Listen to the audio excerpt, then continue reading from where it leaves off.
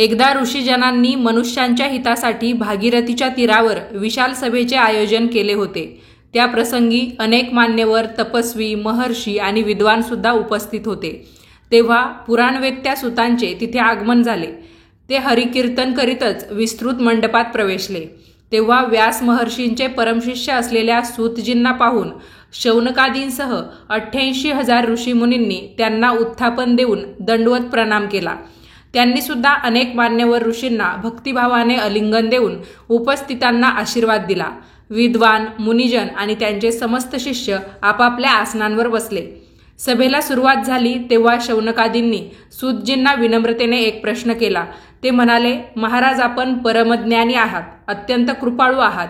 पुढे कलियुग येणार आहे, त्याचा प्रभाव विलक्षण आहे. त्यावेळी माणसे अधर्मरत होतील, पापाचरणास उद्युक्त होतील. ती वेदशास्त्रांना अनुसरून वागणार नाहीत. त्यांना सत्कर्म, धर्माचरण यामध्ये रुची राहणार नाही. पुण्य क्षीण झाल्यामुळे ती बुद्धिभ्रष्ट होतील. मग त्यांना दुष्कर्मांचीच प्रेरणा होत राहील. असे विवेकहीन दुर्विचारी पुरुष वंशासहित अधोगतीस जातील. त्यांचा नाश होईल. कलियुगात लोक दीन आणि दुबळे होतील. दुःख संकटांनी ग्रासलेले राहतील. अशा वेळी काय केले पाहिजे म्हणजे त्यांना भगवान शंकरांचा कृपाप्रसाद प्राप्त होईल, त्यांचे कल्याण होईल. हे महामुने, आपण ज्ञानी आहात, जनोद्धारक आहात. भगवान व्यासांची तुमच्यावर पूर्ण कृपादृष्टी आहे.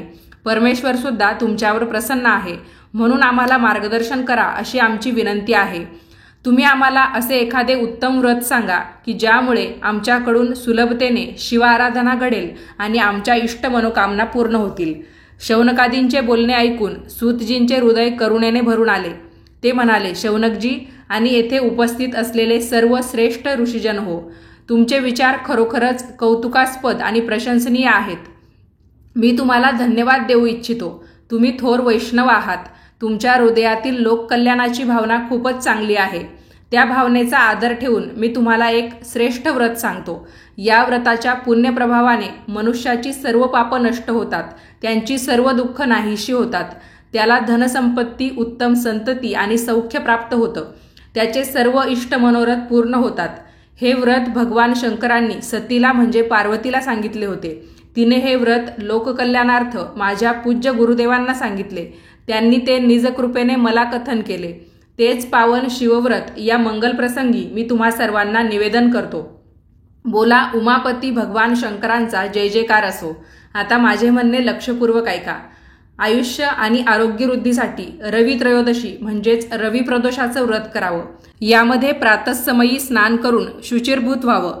भगवान शंकरांचं ध्यान करावं. निराहार राहावं. ध्यानानंतर शिवालयामध्ये जाऊन भगवान शंकरांची आराधना करावी. भाळी भस्माचा अर्ध त्रिपुंड किंवा त्रिपुंड तिलक लावावा. शिवलिंगाला बेलपत्र वाहावं. धूप, दीप आणि अक्षतांनी त्यांची पूजा करावी. ऋतुकाळाला अनुसरून जे फळ उपलब्ध असेल ते नैवेद्य म्हणून भगवान शंकरांना अर्पण करावं. रुद्राक्षांच्या माळेवर ओम नमः शिवाय या षडाक्षरी मंत्राचा जप करावा. ब्राह्मणाला शिवस्वरूप मानून भोजन आणि यथाशक्ती दक्षिणासुद्धा द्यावी. शक्यतो मौन पाळावं. असत्य भाषण करू नये. प्रदीप्त अग्निपात्रात ओम ह्रीं क्लीं नमः शिवाय स्वाहा या मंत्रोच्चाराचा जप करून किंवा असा मंत्रोच्चार करून गायीच्या साजूक तुपाच्या आहुती द्याव्यात. असं केल्यामुळे अभिष्ट फल लवकर प्राप्त होतं. व्रतदिनी व्रतकर्त्याने एकदाच भोजन करावं. भूमीवर शयन करावं. त्यामुळे त्याची सर्व कार्य सिद्ध होतात. या व्रताचे श्रावण मासात विशेष महत्त्व आहे. या व्रताच्या आचरणामुळे मनुष्याचे सर्व इष्ट मनोरथ अगदी नक्की पूर्ण होतात. शौनकादी ऋषी सूतजींना म्हणाले, हे पूजनीय महामते, आपण या व्रताचा परम गोपनीय, मंगलप्रद आणि कष्टनिवारक असा उल्लेख केलेला आहे. त्यामुळे आमच्या मनात त्याविषयी अधिक जाणून घेण्याची उत्सुकता निर्माण झालेली आहे. म्हणून हे व्रत पूर्वी कोणी केले होते आणि त्याच्या प्रभावाने त्यांना कोणते फळ प्राप्त झाले त्याविषयी सुद्धा सांगा. श्री सूतजी म्हणाले, हे विचारवंत ज्ञानीजनांनो, तुम्ही सर्व शिवाचे परमभक्त आहात. तुमची साधना मार्गावरील निष्ठा आणि जिज्ञासा पाहून मी तुम्हाला व्रताविषयी एक कथा सांगतो, ऐका. एका गावात एक अतिशय गरीब ब्राह्मण राहत असे. त्याला पत्नी आणि एक पुत्र होता. ती साध्वी ब्राह्मणी प्रत्येक महिन्यात प्रदोष व्रत करायची. एकदा त्याचा पुत्र स्नानासाठी गंगेवर जात होता. मार्गामध्ये काही चोरांनी त्यांना अडवलं, धमकावलं आणि ते म्हणाले, तुझ्या पित्याने गुप्तधन कोठे दडवून ठेवले आहे सांग, अन्यथा आम्ही तुला मारू. चोरांच्या उग्रमुद्रा आणि त्यांचा पवित्रा पाहून ब्राह्मणपुत्र घाबरला. तो डोळ्यामध्ये पाणी आणून म्हणाला, बाबांनो, आम्ही अतिशय गरीब आणि दीनदुबळे आहोत. आमच्याकडे कुठून धन येणार? चोरांनी त्या मुलाला विचारलं, मग तुझ्या या गाठोड्यात काय बांधलं आहे? तो म्हणाला, माझ्या आईने भाकऱ्या बांधून दिल्या आहेत. तेव्हा एक चोर त्यांच्या साथीदारांना म्हणाला, याची अवस्था पाहून हा दुःखी आणि गरीबच वाटतो आहे, याला जाऊ द्या. चोर निघून गेले. ब्राह्मणपुत्र आपल्या मार्गाने पुढे निघाला. तो एका नगरापाशी पोहोचला.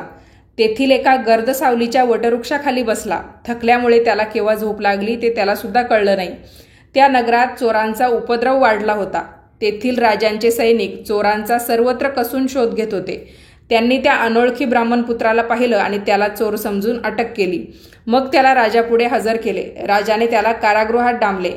इकडे त्याची माता भगवान शंकरांचे प्रदोष व्रत मोठ्या श्रद्धेने करत होती. त्याच रात्री राजाला स्वप्न पडलं. त्यात कोणीतरी सांगितलं, हे राजा, तू तुरुंगात टाकलेला बालक चोर नाही.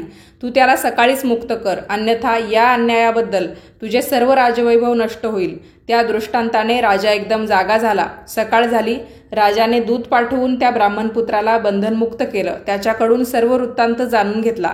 त्याने शिपाई धाडून त्याच्या मातापित्याला सुद्धा बोलून घेतलं. राजाने बोलवल्यामुळे ते दाम्पत्य फारच घाबरलं होतं. राजाने त्यांना अभय दिलं आणि म्हणाला, तुम्ही घाबरू नका. तुमच्या पुत्रानं काही सुद्धा केलं नाही.